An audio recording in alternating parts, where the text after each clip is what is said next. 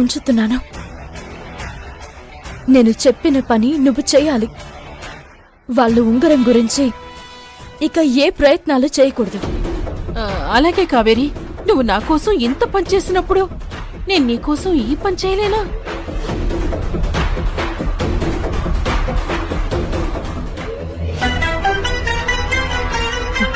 నేనిక్కడికొచ్చింది నీ పని చేయటానికి కాదు కావేరి, నా పని చేసుకోటానికి. ఆ మైసమ్మ దగ్గర ఉంగరం కొట్టేస్తా, ₹1,00,00,000 దక్కించుకుంటా. ఇక నా ప్రపంచానికి నేనే రాణిని.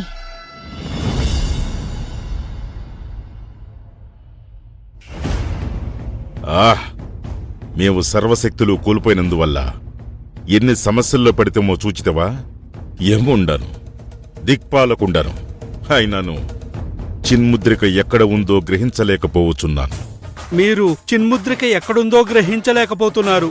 మరి నేను నా 100వ భార్యను పరిగ్రహించలేకపోవచ్చున్నాను. యముండా! ఇదిగో ఈ కోపం వల్లే మనం యమలోకం నుండి భూలోకంలోకి వచ్చి పడ్డాం. ముందు చిన్ముద్రికను ఎలా సంపాదించాలో అది ఆలోచించండి ప్రభు.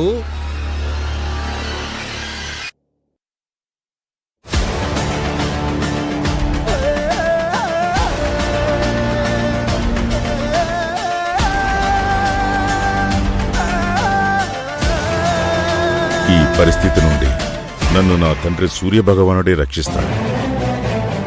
నేనొక పథకం వేసినాను. నాతో పాటు రమ్ము. అమ్మా రుక్మిణి, ఏమైంది? ఎందుకలా ఉన్నావు? ఏం లేదన్నయ్యా.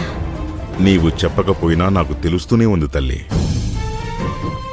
నీవు నీ పెద్ద కూతురు కావేరి విషయంలో బాధపడుతున్నావు, అంతే కదా?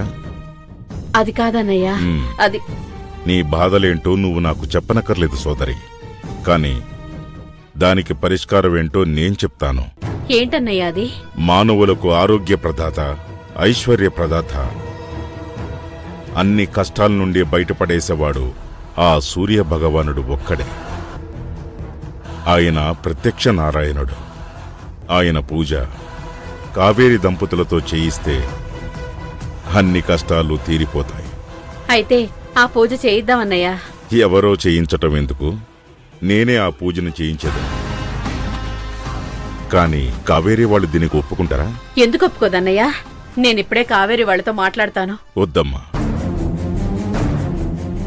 నేనే స్వయంగా గంగను తీసుకుని వాళ్ళింటికి వెళ్లేదను. ఆ ఇంటి వాస్తును కూడా ఒకసారి చూసి వచ్చేదను. తప్పకుండా అన్నయ్య, గంగను పిలుస్తాను. బిడ్డా, బిడ్డా. ప్రభు, మీ పథకమేంటో నాకేమీ అర్థం కావడం లేదు. చిత్రగుప్త, చిన్ముద్రిక కావేరి ఇంటి వద్దే ఉండి ఉండొచ్చని నాకు అనుమానంగా ఉన్నది. మనం అక్కడికి వెళితే చిన్ముద్రిక అక్కడ ఉందో లేదో మనకు తెలుస్తుంది. అంతేకాక ఈ పూజ చేయించటం వల్ల నా తండ్రి అనుగ్రహం కూడా నాకు లభిస్తుంది. చిన్ముద్రిక మనకు తేలికగా దొరుకుతుంది. బాగున్నది ప్రభు, కాని పూజ చేయుటకు కావేరి ఒప్పుకుంటుందా అని? ఖచ్చితంగా తను ఒప్పుకోదు.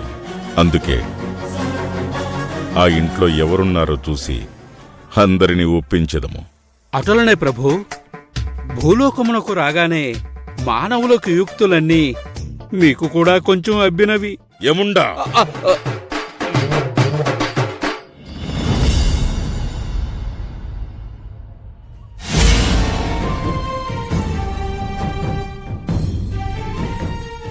ఇంకా చూస్తూ నిలబడ్డావేంటే?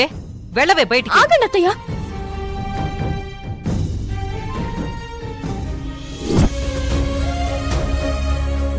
అర్జున్ బాబు, దయచేసి మీరు అత్తయ్య నన్ను అర్థం చేసుకోండి. కావేరి ఏంటి వద్దన్న పనే చేస్తుంది. అలానే తీసుకురావద్దని అమ్మ 3 సార్లు చెప్పింది. అయినా తను అదే పని చేసింది. ఎందుకు ఇలా బిహేవ్ చేస్తుందో అర్థం కావడం లేదు.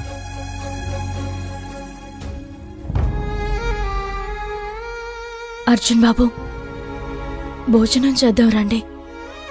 నాకు ఆకలిగా లేదు కావేరి, నువ్వు వెళ్ళి భోంచే. మీరెందుకలా అంటున్నారో నాకు తెలుసు.